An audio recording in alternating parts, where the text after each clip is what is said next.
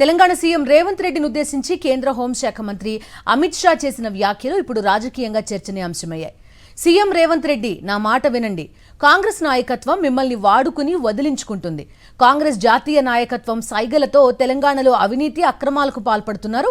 వచ్చే నెల 6వ తేదీన ఫలితాలు వెలువడ్డాక వాటిని చూసి మిమ్మల్ని కాంగ్రెస్ విడిచిపెట్టడం ఖాయం, గుర్తుంచుకోండి అంటూ అమిత్ షా కామెంట్ చేశారు. సికింద్రాబాద్ పరేడ్ గ్రౌండ్స్ లో జరిగిన బహిరంగ సభ వేదికగా ఆయన రేవంత్ రెడ్డిపై ఈ విమర్శలు సంధించారు. ప్రత్యర్థులపై పైచేయి సాధించడమే లక్ష్యంగా బీజేపీ పావులు కదుపుతుండడం ఇప్పుడు పొలిటికల్ సర్కిల్స్ లో హాట్ టాపిక్ అయింది. ఇంతకీ జూన్ 6 తర్వాత ఏం జరగబోతోంది? అమిత్ షా మాటల వెనక ఆంతర్యం ఏంటి? మళ్ళీ బీజేపీ అధికారంలోకి వస్తే ఏం చేయబోతోంది?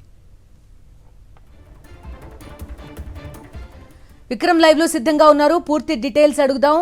జూన్ 6 తర్వాత పరిణామాలు ఎలా ఉండబోతున్నాయి చెప్పండి విక్రమ్. అమిత్ షా తన ప్రసంగంలో జూన్ 6 అనే తేదీని చాలా స్పెసిఫిక్ గా చెప్పారు. కాంగ్రెస్ అధిష్టానం మిమ్మల్ని వదిలించుకుంటుందంటూ కూడా ఆయన కామెంట్ చేస్తున్నారు. చూసుకోవచ్చు, తెలంగాణలో బీజేపీ దూకుడుగా ముందుకు వెళ్తుంది. నిన్న పరేడ్ గ్రౌండ్లో అమిత్ షా చేసిన వ్యాఖ్యలు ఇప్పుడు దుమారం రేపుతున్నాయని చెప్పుకోవచ్చు. అమిత్ షా మాటల వెనుక ఆంతర్యం ఏమిటి అనే ఒక చర్చ అయితే కొనసాగుతుంది. జూన్ 6 తర్వాత ఏం జరగబోతుంది అన్నది ఆసక్తిని రేపుతుందని చెప్పుకోవచ్చు. అవినీతి పరులంతా కూడా సర్దుకోవాల్సిందేనన్న కూడా కామెంట్ కూడా చేయడం జరిగింది. రేవంత్ రెడ్డిని కాంగ్రెస్ పార్టీ వదిలించుకోబోతుంది అంటూ కామెంట్ చేయడం జరిగింది. అవినీతి చేస్తున్నారు, ఒక తెలంగాణకు సంబంధించి కాంగ్రెస్ పార్టీకి తెలంగాణ ఒక ఏటీఎంగా మారిందంటూ కూడా అమిత్ షా కామెంట్స్ చేశారు. మొత్తంగా జూన్ 6 తర్వాత ఏం జరగబోతుంది అన్నది మాత్రం కొంత ఆసక్తి రేపుతుంది. ఇది ప్రత్యర్థులపై పైచేయి సాధించడానికే అమిత్ షా ఇలాంటి వ్యాఖ్యలు చేశారా అన్నది కూడా ఇప్పుడు ఆసక్తిని రేపుతుందని చెప్పుకోవచ్చు.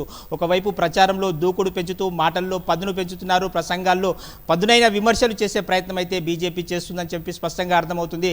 తెలంగాణలో మెజార్టీ సీట్లు సాధించడమే లక్ష్యంగా పావులు కదుపుతుంది. డబుల్ డిజిట్స్ సాధించాలని చెప్పి లక్ష్యంగా పెట్టుకుంది. ఈ మేరకు ఈ నెల 8, 9, 10 తేదీల్లో అగ్రనేతలంతా కూడా మళ్ళీ రాబోతున్నారు. ఈ రోజు జేపీ నడ్డా పెద్దపల్లిలో, భువనగిరిలో, అదేవిధంగా నల్గొండలో 3 పార్లమెంట్ సెగ్మెంట్లలో కూడా బీజేపీ జాతీయ అధ్యక్షుడు నడ్డా పర్యటిస్తున్నారు. 8వ తేదీ వేములవాడ, వరంగల్లో ప్రధాని నరేంద్ర మోడీ పర్యటిస్తున్నారు. 10వ తేదీన మరోసారి ప్రధాని నరేంద్ర మోడీ నారాయణపేట్, హైదరాబాద్ ఎల్బీ స్టేడియంలో చివరి బహిరంగ సభ నిర్వహించబోతున్నారు. అదేవిధంగా 9వ తేదీన వికారాబాద్లో అమిత్ షా బహిరంగ సభ నిర్వహించబోతున్నారు. మొత్తంగా చూసుకోవచ్చు, బీజేపీ మెజార్టీ స్థానాలు సాధించాలని లక్ష్యంగా పెట్టుకుని ముందుకు పెడుతున్నట్లు స్పష్టంగా అర్థమవుతుంది. Bindu. Okay Vikram, thank you.